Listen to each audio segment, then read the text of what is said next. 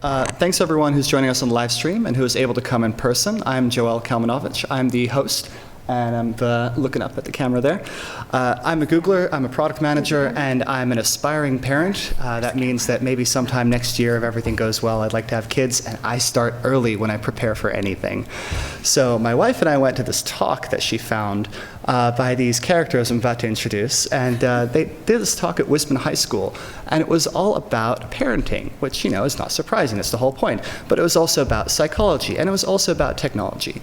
Three of my favorite things. And I find one thing that they usually have in common is that to the either uninitiated, uninformed, or just to the aspiring, they can all be kind of scary. But what I really liked was that this is not a fear-based message. This is all about hope and prevention and looking forward as to how can we not only avoid the pitfalls, but in fact raise our kids higher in the future. So, quick introduction then. These are the co-founders of My Digital Tattoo. They have some pretty awesome chops already. They've talked to a lot of different people here. I even had to take notes on these numbers. It's been over 14,000 students, 5,000 parents, 400 educators, and 100 schools in the Bay Area, as well as 800 healthcare providers, all in the last 4 years alone. So they provide education and training in 4 key sectors from all of those: schools, families, corporations, and healthcare. They also just presented at the annual RSA conference where captains of industry were asking questions about how to deal with their kids' privacy and security worries online. Kind of interesting. So, without too much further ado, Gloria Moskowitz-Sweet, who's been a social worker, educator, program developer, and university lecturer since '81, and Erica Palavin, who's been a family psychologist for over 20 years. Please welcome them, and I'm going to pass it over to them. Thank you very much. Thank you so much. Joel, thank you for inviting us here, and thank you for coming. And we recognized you and felt you in the audience because your hand was up an awful lot, and there was a tremendous amount of interest, so we're delighted to be here. We have had the privilege now of working with 14,000 plus students all over California, and it's their story we want to share with you. It's their voices. There are no textbooks. Anything that anybody writes is dated immediately. It's their voices that have continued to school us. And as we have kind of taken this journey with them over the past 5 years, we have learned so much, and our goal today is to teach you and take you into what we've learned. So we, as Joel said, we are not fear-based. We really believe in the power of technology. We see it being used incredibly beautifully and strongly in empowering ways. So we understand the power. We watch kids learn. We watch kids collaborate with each other. We watch them feel empowered in this incredible world. And we have watched them do amazing things around creating a kinder world. They actually call it the kinder net. But we also recognize the challenges. And the challenges are big. And we're going to talk about both. And we're going to talk about them without judgment, because it really is. The tool is here to stay. It's what we do with it and how we choose to support our kids in using it ethically and kindly. So Erica is going to do the first half, and I'm going to do the second half, and we'll have time for questions. If I'm standing in the right place. Hi, everybody. I'm Erica, and I'm the mom of 2 boys, one in high school and one in college. They are huge gamers. So I've started learning about this way long ago when they started entering the world of gaming.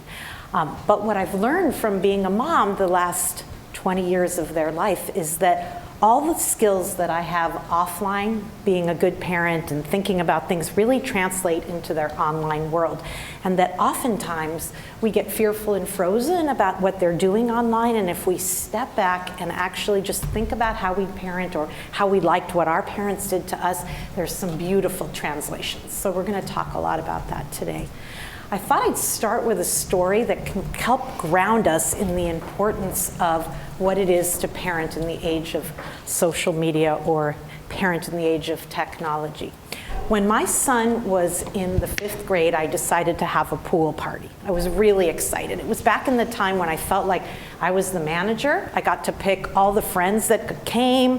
I got to pick all the friends that came to the party. I got to decide what the theme was, what parents I wanted to be around, and I hired a lifeguard. And I hired a lifeguard particularly to stay in the deep end of the pool because my 5th grader is a risk taker. And I thought, okay, something's going to happen in that deep end of the pool. So I hired a lifeguard right in that spot in the deep end. In the middle of the party, I walked in and there was a child drowning in the shallow end of the pool, right in that space I think we've all been where we can't feel our feet anymore, and all of a sudden we get that panicked feeling. And he slipped under, and I had to jump in and save him and take him out. He was okay. The kids were really upset about watching. But when the mom came, I think I had a real attitude. I'm sure I did. I'm like, excuse me, does your kid know how to swim? You left them here with no supervision? And she said, no, but my kid is so good.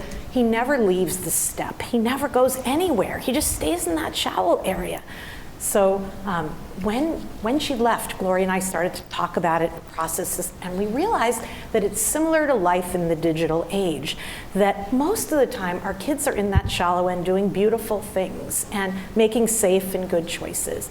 But every once in a while, and I think it's sort of their job, to get curious and to go a little deep, or to get pulled into what's happening in that deep end of the pool, and that sometimes they slip under without even knowing it. And really what we need is to be their guides, to be their teachers, and to get in the pool with them. Now, I know that I never liked getting in a bathing suit or getting into the pool, but I knew that it was really important that I got in there, because you can't just throw your kid out there without learning how to swim. We're gonna have to hold on to them, teach them the rules of the road when they actually don't mind having us help them, when they're interested in being with us. And then, in my opinion, now with high schoolers and kids in college, is to move away and become that consultant. Help them self-regulate and advocate for themselves, so when they go out in the world, they can do that without our assistance. But if we freak them out so much in the beginning, we've seen that kids are less likely to come to their parents when they feel like they've made a mistake. And I think Gloria and I are real believers that we want our kids to make mistakes on our watch, because then we can help them. We don't want to have everything so perfect for them, snowplow the way for them, that they don't make any mistakes. It's their job. So I just want to put that out there, that it's a good metaphor to think about, that we want you there in the pool with them, no matter what age they are. The kids we've talked to tell us that they want their parents to hear what they're saying and to supervise them. But we're going to talk a lot about strategies we've heard over the last couple years. Some of them may stick with you. Others might not be things that work with your kids. Kind of want you to think of it like a big colander, and we're going to throw a lot at you, and some things will stick, and you'll say, yeah, I'm going to try that, or that might work with my kid. And other things may not have anything to do with your kid.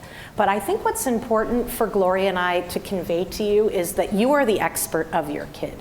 I always kind of say, find the book that says what you want it to say and follow it, because you know your kid. You are the expert. If you see that things are going poorly, you step in offline. And what we want to remind you is that the same is true online. So kids don't really see an on and an offline life. They just see it as an is.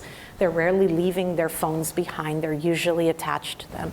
And so what we find is that if your kid is experiencing trouble offline, gender identity, depression, friendships, sitting alone at school, any of those things that are happening offline, you can be pretty sure that it's going to follow them into their online life. Now, that's not necessarily terrible, because sometimes they're going into their online life to look for support, or to help diagnose themselves, or to find something that's going to make them feel better. But for us to keep in mind that if we're worried about our kids offline, to check out what that looks like in their digital space. The same is true for their passions and interests. I've watched my kids just expand in things that they're interested in. They become world experts. Alex had figured out a way to apply to all the schools that had a scholarship for e-sport gaming. That certainly didn't come to me. He went out there and he found it himself. So our kids are really taking what they're good at and getting better on it online. So I think that's important to remember. Gloria and I often get asked, are our kids addicted to technology? And I think I'm trying to answer that question for myself. Am I addicted to technology? I'm finding it harder and harder to leave my device behind.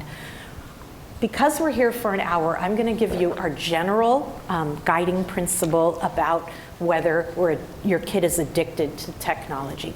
And for us, it's the simple question of, is it opening up their world, or is it shutting it down?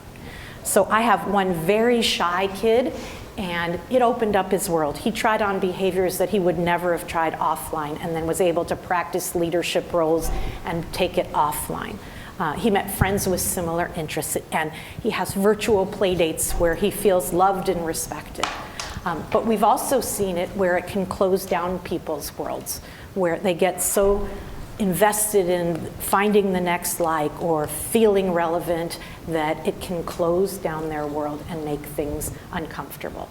So pay attention to that. Pay attention to how you're seeing them use it, because not all screen time is the same for us. It really depends on what they're doing and how they're using it and balancing it. But I do want to remind us, I think this is so important, and it seems so simple, but every time I come back to this, it's a good reminder when we talk with the kids we work with, but also with my own kids, that kids are kids, that really nothing's changed in terms of teen development, that they're actually doing exactly what they're supposed to be doing to be these incredible, curious beings when they start to grow up. So I want to remind you that teens are using social media to do all the things that they're supposed to do. They're socializing with their peers, like we did. My mom used to ask me, like, how come you come back from school and you're immediately on the phone? You know, I had a cord back then, but I immediately went to the phone. And they're doing exactly what they should be doing. Most of the kids we work with actually tell us that the reason they're socializing online so much is because they're so overscheduled that they need these little bits of time to connect with their friends. And I find that so fascinating, because they're telling us we need our community. We need to stay connected, and we're finding ways to do that. So they're also trying on incredible identities. And Gloria, Mia, and I just got this Bitmoji app. Anybody familiar with it, where you can make an avatar of yourself? One of the kids suggested it to us, and you put all these outfits on. Have you seen it? And it can be really silly and fun. I think our kids are doing that, kind of like how I used to play dress up or try on new ideas when I went out to parties. So our kids are really trying on new identities as well. But most of all, what our kids are doing is trying to establish independence. And part of what I think happens in this new paradigm, where we don't know exactly what the roadmap is to parent, is we start pulling back and trying to hover over them.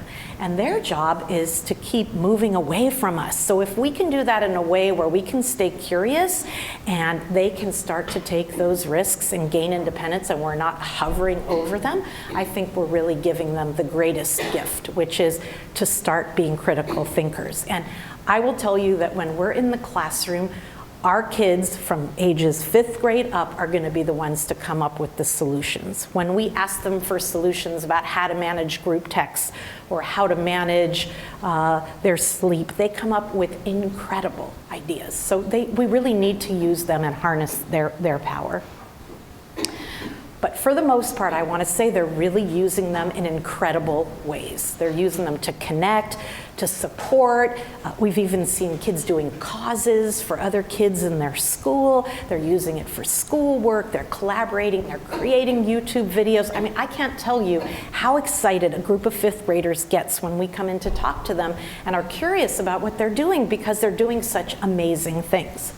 But at some times, our kids are slipping under, like in my pool scenario, and making those mistakes. And sometimes as a parent, and I'm sure this was true for our parents too, we keep saying, well, we told you that already, or, oh, come on, I have to say that again? We already talked about this. And they're slipping under, and I'm wondering if anybody knows why they're slipping under. Why are our kids slipping under? Why do we have to tell them so many times? They're actually missing something in this area that makes it really hard. We've given them this incredible tool with incredible power, both to take care of themselves and their reputation, but also to hurt and harm other people's reputations and feelings. And they're kind of missing something, which is that their frontal lobe, which helps them with that long-term planning and consequences, isn't fully developed. And for me, that's a huge takeaway, that we're asking them to do something without literally having what they need to do it. So for us, sometimes we need to talk with the kids we're talking about, what's this going to affect you like tomorrow? Or how is this going to affect you this afternoon? Because telling a kid, oh, you know, if you put that out there in 10 years from now when you have an employer looking at it, they're not going to like it, is really kind of hard for someone whose lobe isn't developed. And of course, with our teenagers, our middle schoolers, and our high schoolers, their emotions are so high. And those of you that have kids will know, or go back to when you were that age, that you can be happy and sad and silly and mad and anxious and left out in a whole day. And so when you have a powerful tool and a bunch of feelings, we have to really be lending them our frontal lobe about how to deal with it. And that all those feelings are normal and they make sense and they're easy for us to look at and say like, oh, come on, get over it, there's no problem. But to them, they feel really real, they change rapidly, and I always say if we can name it, we can tame it. So instead of just shutting off the device, if we can start helping our kids to say, I felt left out, or I don't feel like I measure up, or my body doesn't look right, then we're giving them this huge service to talk about what they're experiencing.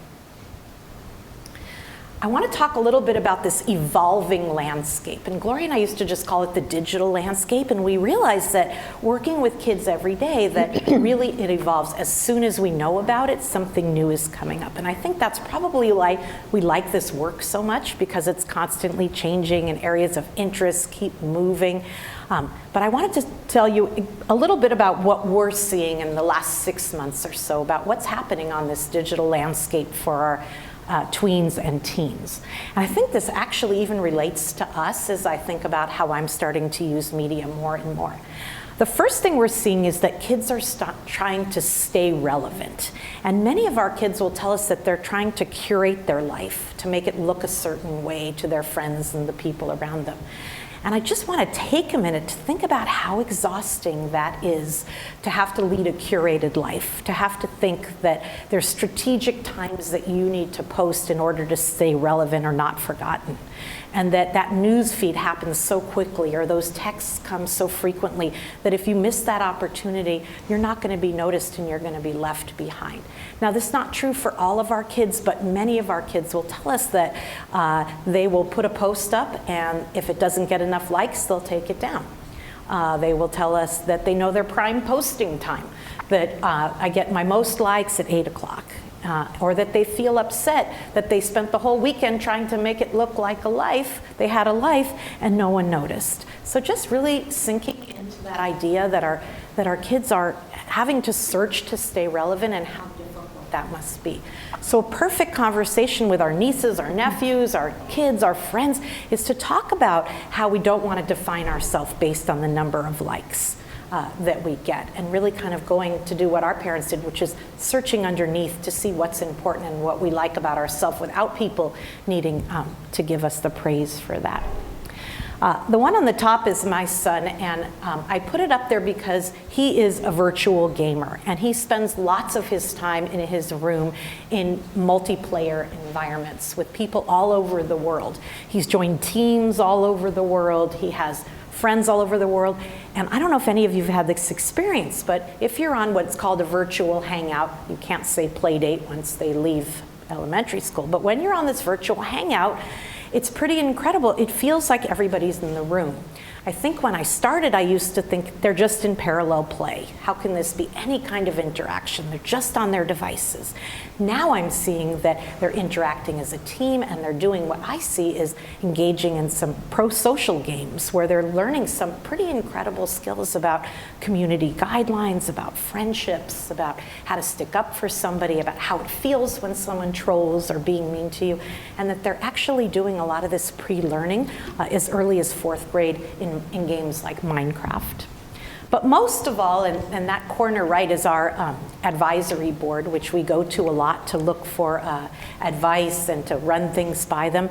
They are socializing with their friends.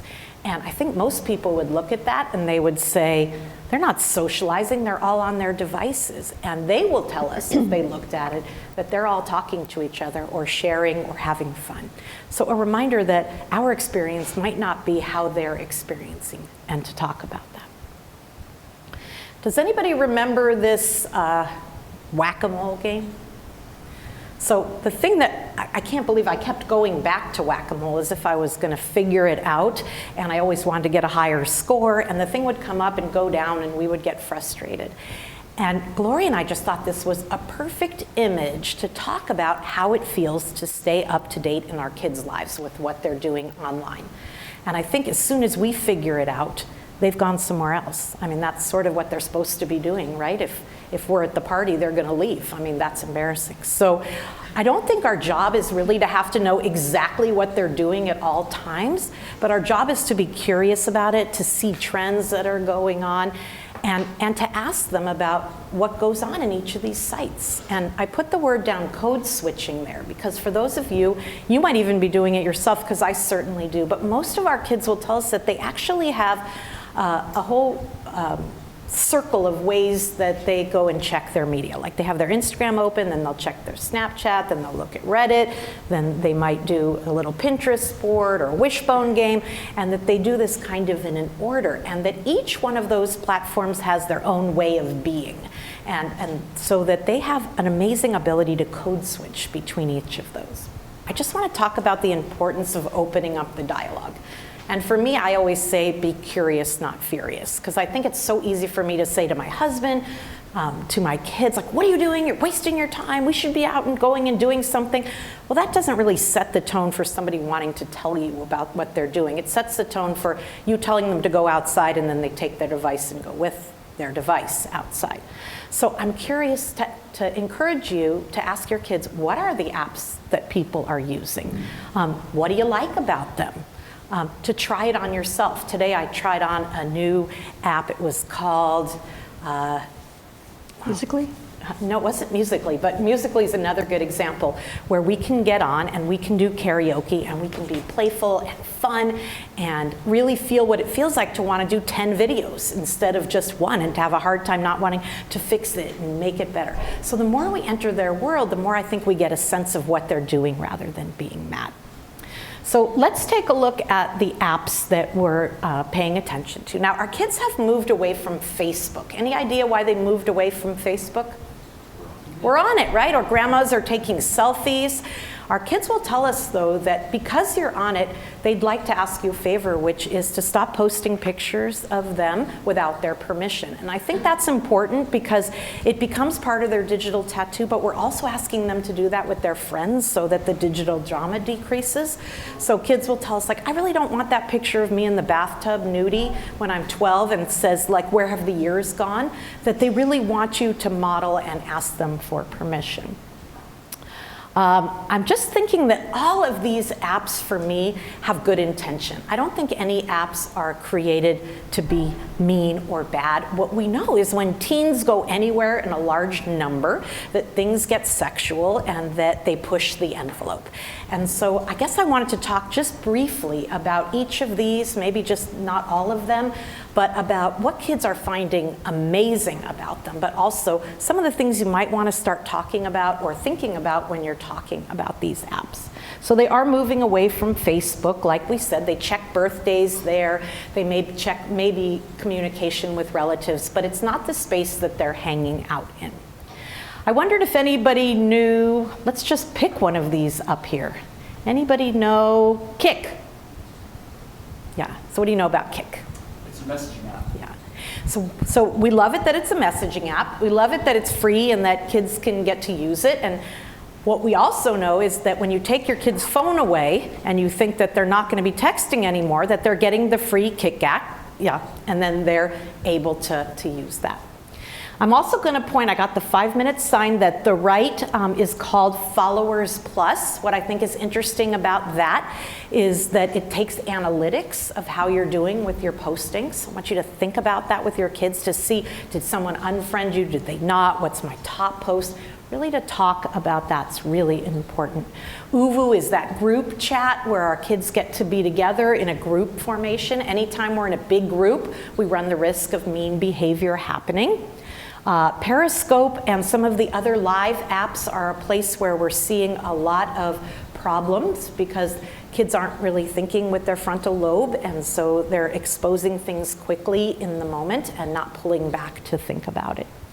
And the only thing I wanted to say about Instagram and Snapchat is that Instagram, your kids have 2 Instagram accounts. We're pretty sure of it now, that one is their curated one for their family and one is their real one that they share with your friends. So talk about it. Same thing about Snapchat. It's fun, exciting, really playful. They don't have to be picture perfect, but there's lots of room for people to feel left out of situations, to feel like things are happening in live time and they're not included. We've also had this amazing shift from real name to anonymous culture. And it's like our kids are listening to us. We asked them to be careful when you put your name out there, so they went underground. So the 3 that have come into play, love you to ask your kids or nephews or nieces if they know them and how you see them being affected, is the After School app, Ask FM, and the Burn Book. So really talking about the power of anonymous apps, how we can be a little meaner behind a screen, how much more we have to focus on stepping in someone else's shoes to be able to really feel that when we don't see them on the other side of the screen. I want to tell you about this incredible thing that we keep hearing about with kids, which is how much these gurus and Viners are their friends, how much they look up to them, how much they wait for the next video to be released, and how much information they can give us to how our kids doing, to kind of get a psychological pulse on how they're doing in the world, what they're gravitating to, what they're interested in. So I love just asking kids, who are your favorite YouTubers or Viners and why? And you get incredible answers. The middle one is PewDiePie, the top is, I call him the Mr. Rogers of Minecraft. His name is Stampy Longnose. There's Jenna Marbles at the bottom, and Miranda Sings at the bottom and Jenna Marbles in the middle. But I want you to think the same way you did about asking your kids about their friends in elementary school. I want you to ask them about the people they're watching. How'd you meet? How did you get introduced to them? What's interesting about them? Hey, let me take a look at it. Instead of saying, oh, I don't like them or they're no good, we actually just talk about what they're interested in, why, and sit down, and we can learn so much about that. Our kids tell us that they want us to supervise them, not snoopervise them, that they don't want you to take their phone away at night and look at what they're doing. They want you to go through it with them, because there creates a feeling of anxiety if they know that you're always kind of overlooking them. We want to tell you that we rarely see predators, and we know parents worry a lot about predators. And if your kid is struggling with issues, then you may see that. But for the most part, the drama's happening with their friends. Ask your kids, what's the digital drama happening right now in your squad of friends? We want to look for openings for connection and discussion. So in my life, I send my kid, I used to send him a note to his lunchbox, I love you. Now I send a note to his inbox, or quit. So, and give them an out of hard situations. So I'm going to end with this one and then hand it over to Gloria, but I think this feels like my most important slide, which is, and I think Gloria started with this, which is, I think that the tool is here to stay and has incredible power. But just taking it away without having a conversation leaves them just wanting to go underground. So for example, if we don't like, in my house, I don't like single person shooter games. And I can say I don't like it because I think it desensitizes you to violence. Or you can say, I'm worried about your sleep. Or you can say, I feel like in those Musical.ly videos, you're sexualizing yourself to get attention. And so instead of taking away the app or taking away the device, I'm going to encourage you to have the conversation, to be curious, to enter their world, to hear what they have to say, and to kind of think back on our parents. And when they were open to knowing what we were doing without shutting us down, it was the time we made the best connections, and then we can send our kids out being self-advocates. All right. It has been such an incredible gift for me to work with Erica and to really look at what intrigues us so much. As a psychologist, as a clinical social worker, we are really intrigued by the psychology of technology. And we want to take you into this place that we have been in for the past 5 years. But to do that, I'm going to ask you all to go back to middle school. And I'm just curious, how many of you would go back to middle school if you could? Not a single hand is going up here. Very rarely do we see hands go up here. Can anyone tell me why they wouldn't go back? Like, why would you not go back to middle school? Puberty, yeah. Self-consciousness, just, like the light is on you and everybody's watching? Absolutely. So let's go into this right now. Actually, I want you to, as you go back, I want you to remember when. And in doing that, even if you're not a parent yet, I mean, Joelle, when you talked about it, you were thinking about what it would mean to be a parent. So the best way to do this is to think back at this time. So let's remember one. How many of you remember doing a note that looked something like this? You know, so we all had a version of something like this, and this was very important to us as we were defining ourselves. And the most important thing was to be liked. We all wanted to be liked. We wanted everyone to approve of us. And it's really no different, is it? It is still, do you like me? And as Erica mentioned, our kids are, well, not completely off Facebook, but getting off of Facebook. It's about Insta likes. And it's about evaluating your self-worth by the number of likes and by the number of comments. And we've had so many conversations with kids about this, and it's been really an eye-opener for us to have them talk about what it means to really get social collateral and social currency by the number of likes they get and the number of comments and how strategic they are about that and how careful they are about that. And what we say to parents is that this is such an incredibly important conversation. If you see your child completely defining themselves by those likes, and by the way, I'm going to talk about my own kids around this.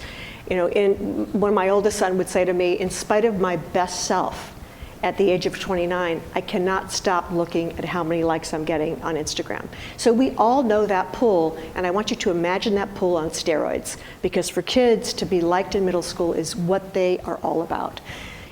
And to us, that is the discussion that we want to have. And we also want to look at it for ourselves too, but definitely look at it with our kids and appreciate that this is a time when it's really, really huge for them. I want to talk about the impact of social media on the adolescent brain. And as we talk about this, we're going to be looking at generalities, and we're going to be looking at what we know about the brain, and we're also going to be talking about what we have learned and what kids have shared with us as well. So we know that our brains are hardwired to seek new information. That is no different. We literally get a shot of dopamine, the happy chemical, and in today's world, with a text, with a tweet, with a like, with the buzz, we get this surge. And again, imagine this in middle school because it's far bigger. It's a much more intense surge. What our kids are saying to us is that their texts and tweets are highly perishable, and they lose that social value if they're not responded to instantly. This has been an interesting transition for us in this field because what was 5 years ago an acceptable amount of time, can anyone guess what an acceptable amount of time might have been about 3 years ago to respond to a text? A day. What do you think it is now? 2 minutes. Not even.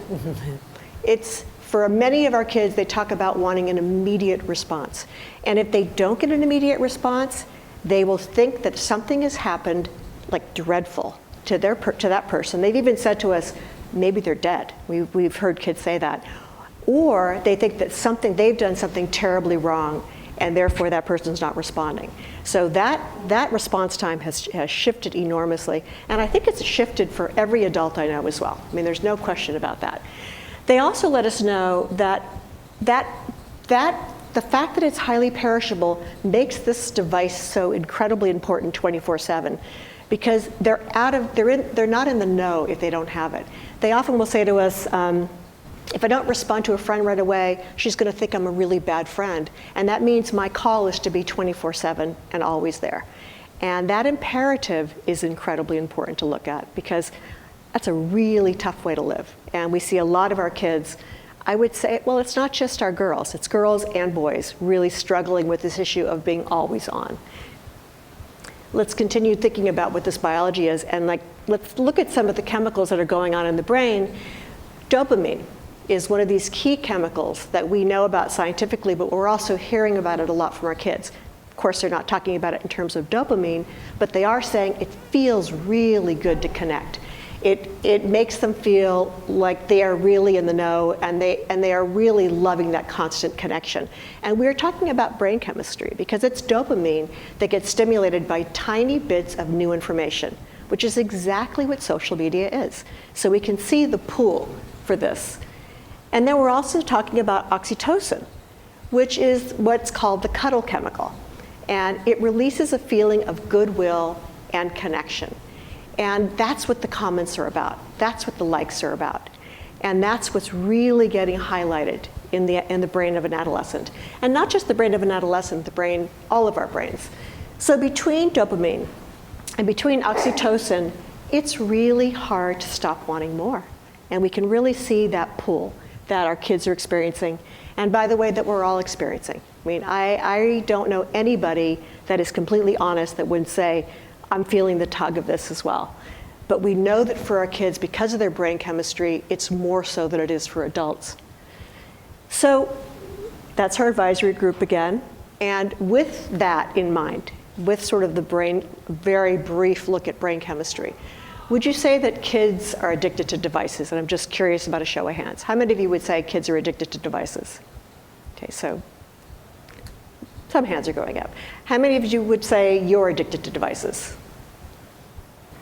I think I am. You're on the fence? Not quite sure. So we're going to look at two ways of looking at this. And I want to say to you, this is without judgment at all. As a mom, I didn't mention earlier, I'm the mom of 3 young adults. And they have led me through this world. And the work with all of our kids have really taught us so much about this. And this is what we're seeing and hearing. Our kids are saying to us, we're not addicted to our phones, we just like each other.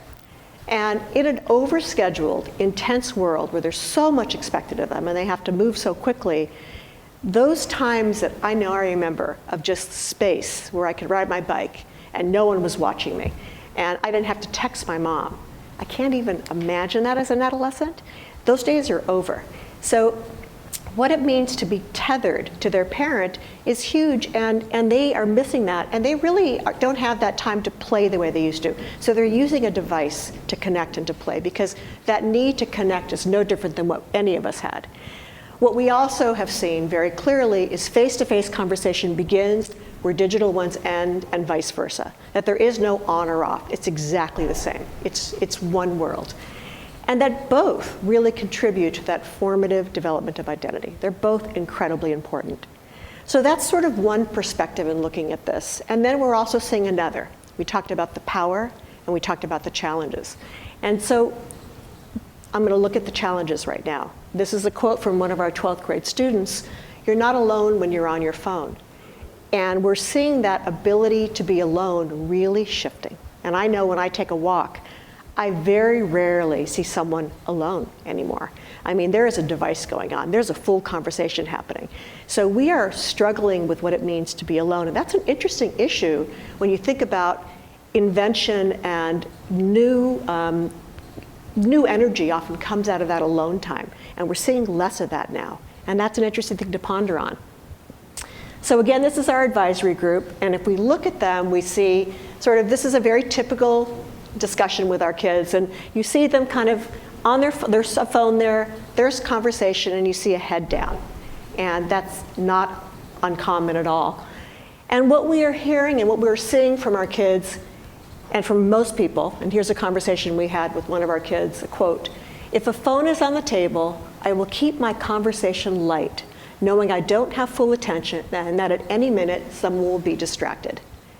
And I think that is a very, very true issue. And that has shifted. That is something very different. We didn't hear that 5 years ago. We are seeing that now. If the phone is on the table, I will keep that conversation light, and I'm not going to go deep because I know at any minute I'm going to lose attention. That was an 11th grade student. Our kids are learning this new social norm in middle school. They're learning it when they are learning how to look like they're paying attention to a lecture and they're texting underneath their desk. They're learning that they can pull this off and pull it off really, really well. So we're watching our kids feel that this is something they can absolutely do. But the question that I think we have to address is, are we losing the complexity of what it means to be in a conversation? Because conversations are complex. And we have to know, and we have to be able to tolerate that awkward silence when you're not sure, is it my turn to talk or is it their turn to talk? We have to figure out where to stand in space. And am I too close? Am I too far? When do I make eye contact? When do I look down? This doesn't happen if a child's looking at a device. And this personally gives us concern, because what we know is that those skills are still needed. It doesn't matter, our world is here to stay, our world of media is here to stay, but those skills are human skills. And I think it's important for us to all pay attention to the fact that we are seeing our kids now struggling with this in a really, really big way.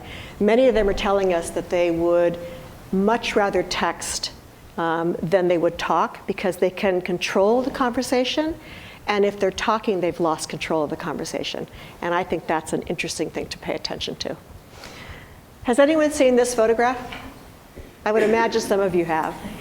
It was a photograph sent to us by one of our advisors. It was taken about a year ago in Redondo Beach. And we are convinced that this man is Googling where to find whales. And we're sure that he missed exactly what he needed to see. And we know that there was a guy in front of him taking this picture, and I had this fantasy of him screaming, "Look up." I mean, just look up, and the guy never did.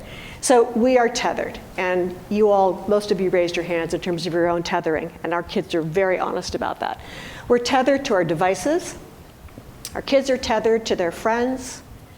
Our kids are tethered in romantic relationships. The amount of texts that go back and forth can be overwhelming and almost suffocating to many of them in late middle school and high school. And I want to talk a little bit about the tethering we're seeing for parents, because that's a really interesting level of tethering that has shifted quite a bit. We are hearing from colleges now that there's an expectation, well, they're seeing that there's parents and kids are texting sometimes 7 to 8 times a day. And the texts can take these very interesting turns. They can be things like, and kids are sharing this with people at school, in college, can you geolocate the library for me? And can you geolocate the bookstore? And while you're at it, I'd like you to get my books and get them immediately, because I expect things to happen immediately. So there's a language, and there's a term for this right now. Our colleges are calling it drone parenting. And it's kind of fascinating, and it's a little scary when we think about this. It's helicopter parenting with tech-enhanced surveillance capacity and expanded reach. So they've moved from hovering to drone parenting. At college, what it looks like is arguing with profs on behalf of growing children for grades. It may also look like correcting their paper and turning it in, and a prof is very clear that this is not coming from a student, but coming from a parent. And then let's look at what it looks like in the world of work. And I can certainly speak to this as a parent of kids that are in the world of work. Going to job fairs and bosses' offices in place of grown children. And I know for myself, I see some heads nodding here. For myself, when my oldest son got his first job, it was amazing for that job to court my husband and I equally as they courted my husband, with an assumption that if they wanted him, we had to talk him into it too. So I'm seeing a shift happening culturally that's looking like it's normal, and we may not want this one to be normal, you guys. I mean, this one gives us big pause. So drone parenting. Now, I also want to talk about a shift that we have seen in our 5 years of working with kids, and I'm going to throw this question out to you. When we ask kids, we show a short video, and it's very old school, about someone being digitally tethered and losing conversation. And when we show them this video, we ask them who they see. Who do you imagine they see when we show this? Any guesses? You nailed it. Now that's a shift. They didn't see their parents before. They used to see themselves. And we're now in 4th grade primarily. We're in elementary school, high school, middle school, and high school. And the shift, I'd say, in the last year and a half, our kids are now saying, that's my mom, that's my dad, that's my family. And I'm going to take you into some of the quotes that we've been hearing from kids on this one. This is a 9th grade student. If parents stopped for a second to look behind their iPad and put down the screen, they would realize their kids are right in front of them and they are trying.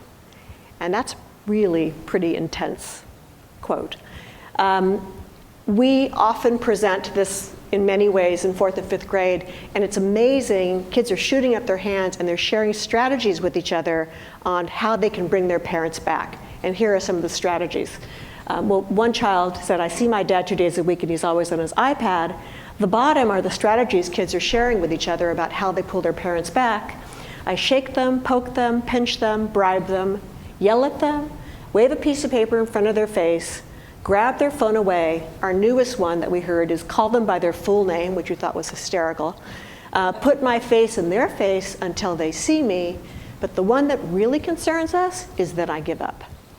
And then they say, and then I give up, and I go in my room and I get on my device. And what concerns us is Kids in elementary school still think parents are incredibly cool, and they're looking for connection, and they're looking for a time to have that eye contact and conversation. But if they're learning early at this point that nobody's home, they're going to just drift away, and they're going to just go to Google to look up things and not go to their parents. So this is definitely an issue that we're seeing and paying attention to. I also want to talk about techno-perfection. And when we ask our kids to define techno-perfection, they are really clear that it's about a curated image. It's about trying to be perfect and expecting that perfection is something they have to have 24/7. I was amazed when we do our advisory groups that we asked them this question. They could have talked about it forever. And we asked them, what are the acceptable body types? And they told us that it's super skinny or Kim Kardashian. And if you look at the new Barbie dolls that have come out, it's interesting. Some people, has anyone been aware of the new Barbies that have come out? Go check them out. They're fascinating to me. Some of them are looking just like Kim Kardashian, and some of them are looking just like super skinny. And so in a way, and they thought this was really good news because it was defining real bodies, but are they real bodies? So look at what's going on there. Our feeling is that the subliminal message is beauty is unachievable. And we're hearing our girls talk about this quite a bit. And what we're also very aware of is that it's not just a girl issue, that it is a boy issue as well. So what I want to talk with you about right now are the kinds of things that our kids have said to us in our advisory group about what they want their parents to do to help. How do we change this? How do we start this conversation? And the first thing they said to us is we want our parents to help us combat those myths, because to us it's real. We see a billboard and we're assuming that it's real. Help us understand that being thin will not bring you happiness. I love this one. Help me not seek external validation and find my own voice. Start this conversation early, and people are often very afraid to start the conversation because they think it's too young. There is no too young. And shift the conversation. What are they trying to sell you? There is no middle schooler that wants to be manipulated. And once they realize someone's trying to sell them something, especially an adult, they're going to be able to push back. And as I mentioned earlier, this one gets them screaming when we show them Justin Bieber. Can't even really explain what's going on there. But what I love about showing this image is that they're not supposed to see the one over in this corner. They're supposed to see the really buff, defined one. And what we want them to get is the manipulation. We are seeing that because it's a female issue, it's seen as a female issue, they're often not able to discuss it the way that girls do. And we want them to, because that conversation is important. And we really love this quote because we think that pushing back is what we really want our kids to be able to do. I'm looking at our time and I want to talk a bit about sleep because sleep is an enormous issue that's impacting kids. And at first on this slide I used to have what our teens are saying about sleep, but we had to change this because of our work with kids. It's what our children and our teens are saying about sleep, and it's been significant. I close my eyes and go to sleep and feel like my brain is on coffee. And this just happened last week. That was a 5th grade quote. And I'm curious if anybody ever feels like their brain's on coffee in here. When you go to sleep, it's like, what is going on? This is emerging science, and we're starting to get more information on this, and I'll share with you in brief what we're seeing and what we're learning. But we are seeing that our kids are coming to school with digital hangovers, and I can certainly see that adults are going to work with digital hangovers as well. What we are finding out is that kids between the ages of 9 and 15 are especially sensitive to light exposure in the evening. Light comes at them from any way, and they're sensitive to all light. But we're also wondering, and we're learning, that the blue light emitted from digital devices may be particularly impactful. And we know it's impactful to us as well. The more evening light exposure, the lower that level of melatonin. It's true for all of us and incredibly true for this age group. So it suppresses their body's time clock and makes them fall asleep later and therefore wake up with those digital hangovers. So what do we do about this? And I want to say, what do we do about this? Because this impacts all of us. And these are just a few things to look at. Is anyone using Flux? It's a great one. And the new iPhone has night shift, which is going to be also mirroring. We know that blue light tricks our brain into staying awake. So Flux does this amazing thing, which is so important. It mirrors our body's time clock. It mirrors what our body needs. When it's nighttime, it turns that reddish glow of the sun setting. When it's daytime, it turns blue. And there are also really good apps that we recommend. Self-control is one of them that blocks access to distracting websites. Stay Focused is another that sets a timer where you can block your own access to those websites. And Readability is one that really helps with online clutter.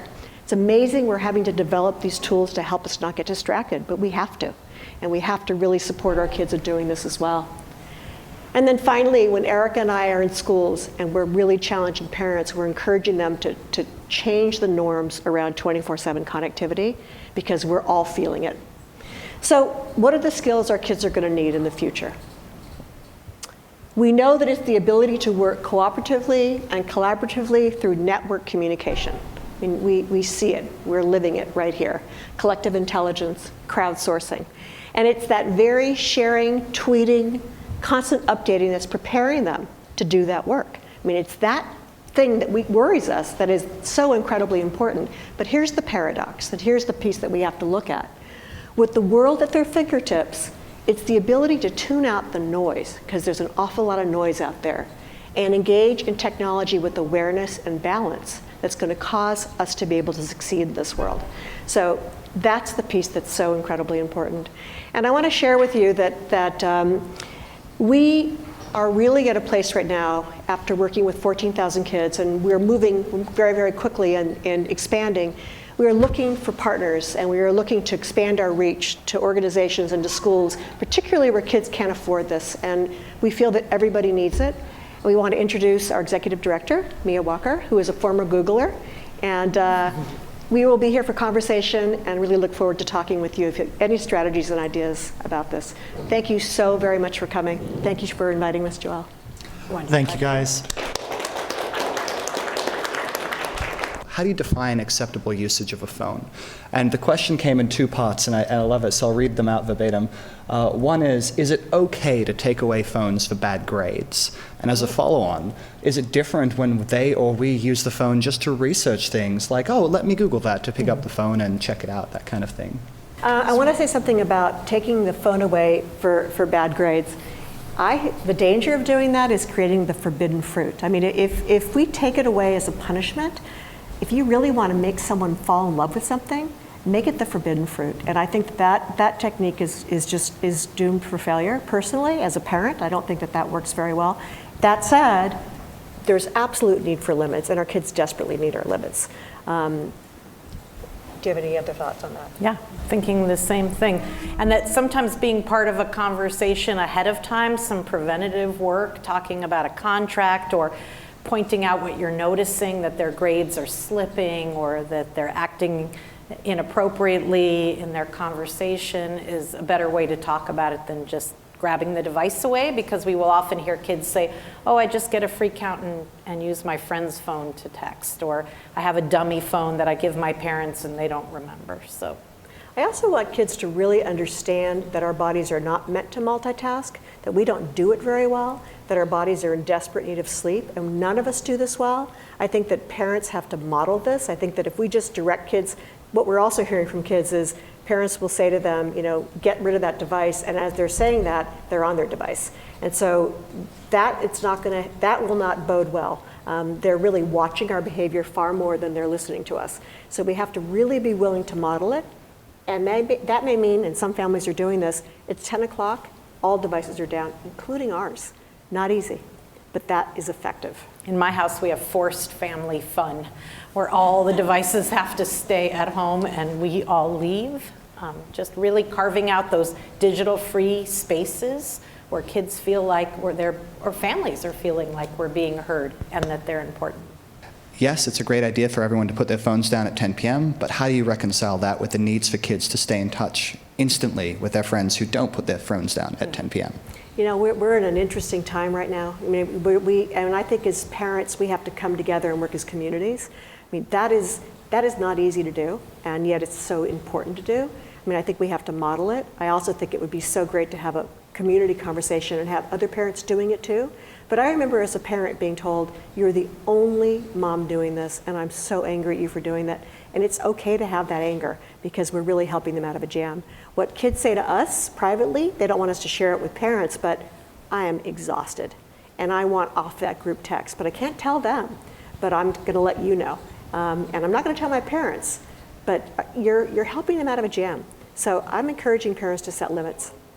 I'm kind of agreeing with Gloria. I've been called the meanest mom NA in North America because I wouldn't let phones come to a sleepover because I kind of feel, as my parents did, that nothing good happens after 11 o'clock when you're in a group, that it just kind of goes south. But my experience has been that we do a super good job finding out the best tutors, the best schools, the best camps, talking to parents all the time to gather information.